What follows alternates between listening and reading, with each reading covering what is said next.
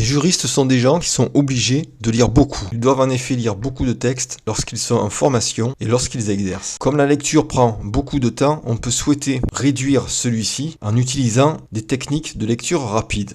Il existe plusieurs techniques pour lire rapidement. Une des techniques les plus souvent citées consiste à se servir de son doigt ou d'un stylo comme d'un pointeur. Avec ce pointeur, on va suivre chaque ligne lors de la lecture et la lecture serait plus facile et donc plus rapide. Cette technique peut être combinée avec d'autres techniques. Par exemple, il paraît que lorsqu'on se concentre sur le milieu d'une phrase, il n'est pas nécessaire de lire le début ainsi que la fin de la phrase. En réalité, les yeux parviendraient à voir le début et la fin de la phrase, même si on n'insiste pas sur ce passage, et le cerveau parviendrait à recomposer la phrase. Vous pouvez, si vous le souhaitez, essayer cette technique et vous verrez si elle fonctionne pour vous. Pour ma part, cette technique ne fonctionne pas.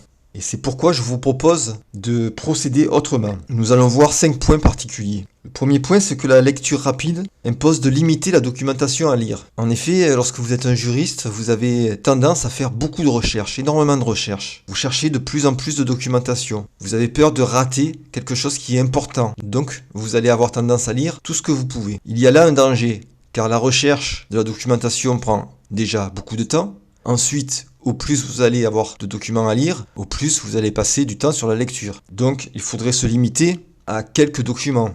Ce qu'il faut, à mon avis, c'est pouvoir recenser les documents qui sont les plus souvent cités et se limiter à ceux-ci. On peut penser que si ce sont ces documents-là qui sont cités les plus souvent, c'est tout simplement parce que ces documents sont les meilleurs. Nous parlons là des documents purement juridiques, mais un juriste se doit d'être au courant de ce qu'il se passe de par le monde. Cela participe, disons, à sa culture générale. Toutefois, il n'est pas nécessaire de lire tous les articles consacrés à tous les sujets. Ainsi, si vous voulez vous tenir au courant de l'actualité, il n'est pas nécessaire de lire plusieurs journaux. Il ne serait pas très intéressant, à mon avis, de lire successivement Le Monde, Le Point, Le Figaro, L'Express et d'autres journaux.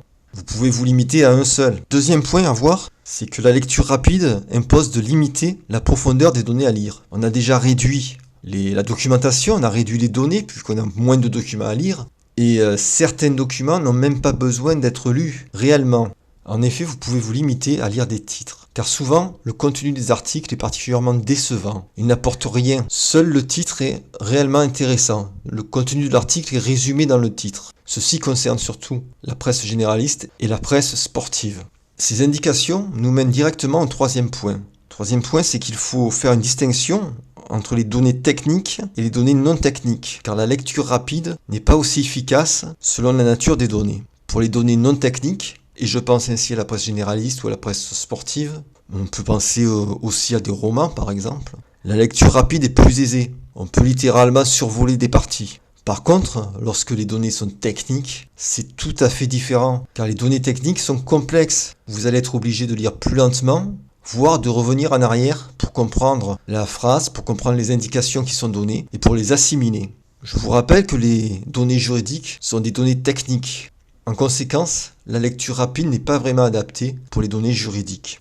Il faut voir ensuite un quatrième point, c'est que la lecture rapide ne doit pas être envisagée de la même façon pour un juriste débutant et pour un juriste expérimenté. Un juriste débutant se trouve confronté à la découverte de mots qu'il ne connaît pas. Ou alors il va lire des mots qu'il connaît, mais qui ont un sens différent du sens qu'il connaissait jusqu'alors. Forcément, il rencontre donc des difficultés qui ne peuvent que ralentir sa lecture. De même, il va découvrir des décisions de justice qui ont une construction qui peut sembler bizarre au premier abord. Il va avoir du mal à les comprendre, il va avoir du mal à les lire, à tel point qu'il peut utiliser un stylo pour marquer des annotations en marge afin de s'aider, ou même pour faire des repères dans la décision de justice, par exemple pour découper un moyen afin de voir ses différentes branches. Il est donc, pour un juriste débutant, particulièrement déconseillé de se lancer dans la lecture rapide. La situation est différente pour un juriste expérimenté. En effet, il a l'habitude de lire des décisions de justice et plus généralement des documents juridiques. Il peut donc lire beaucoup plus vite, même sans y penser, c'est l'habitude, l'expérience qui lui permet d'aller plus vite. Et il n'aura pas besoin d'un pointeur pour cela.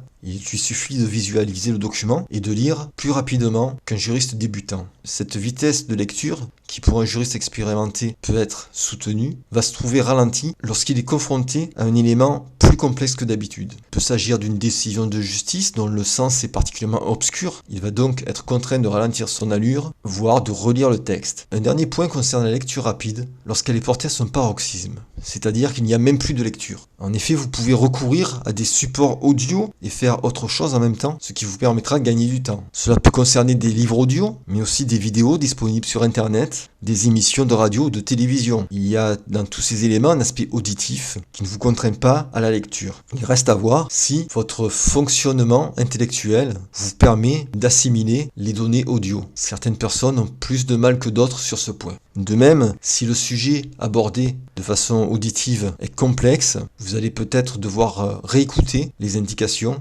Vous allez peut-être devoir vous concentrer d'une façon plus importante. Et là, on peut perdre l'avantage de l'absence de lecture.